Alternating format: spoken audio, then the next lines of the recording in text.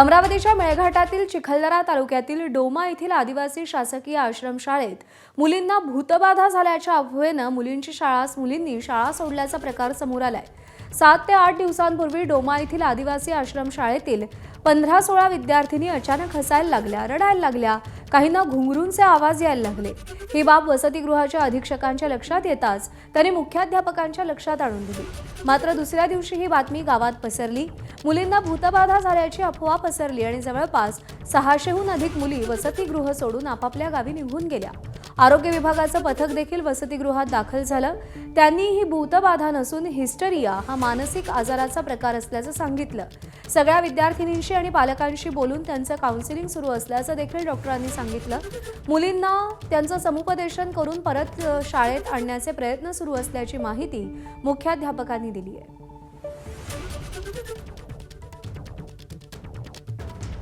भूतबाधा नव्हतीच, कारण की त्याबद्दल दवाखान्यातली मंडळी, सायकायट्रिस्टची टीम यांनी ते एक सिव्हिअर हिस्ट्रिका म्हणून सांगितलं। जसं एखाद्या मुलाला वाटलं की मला होतंय आणि बाजूच्या विद्यार्थिनीला वाटलं मलाही होतंय, मग त्यामुळे ते एकमेकांना पाहून त्या अशा झाल्या संदर्भात असा निष्कर्ष सायकायट्रिस्ट टीमनी काढलेला आहे।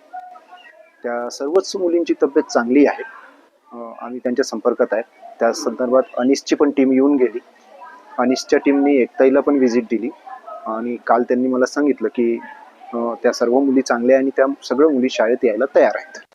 त्यांना मी जेव्हा फेरफटका मारला त्या दिवशी तेव्हा चांगल्या होत्या 8-9च्या सुमारास, आणि त्याच्यानंतर ते मग त्यांना कधी एकीला हसायला, कोणाला रडायला, कोणाला कसं, कोणाला आवाज येत होते घुंगरूचे वगैरे असे ते सांगायला।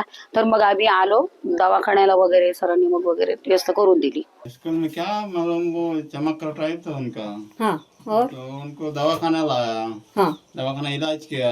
हाँ, उसके बाद में उनको कोई ठिकाना ही नहीं था। मैंने बोला कि बच्चों वैसा वैसे इलाज भी डॉक्टर लोग भी अच्छा किया बेचारा। अच्छा, हाँ, हाँ, और मास्टर भी आया था। मास्टर उनका भी गलती नहीं है। अच्छा, हाँ, तो मैंने बोला कि उनसे भी लिया गया। हमने बोला कि छुट्टी दे दे।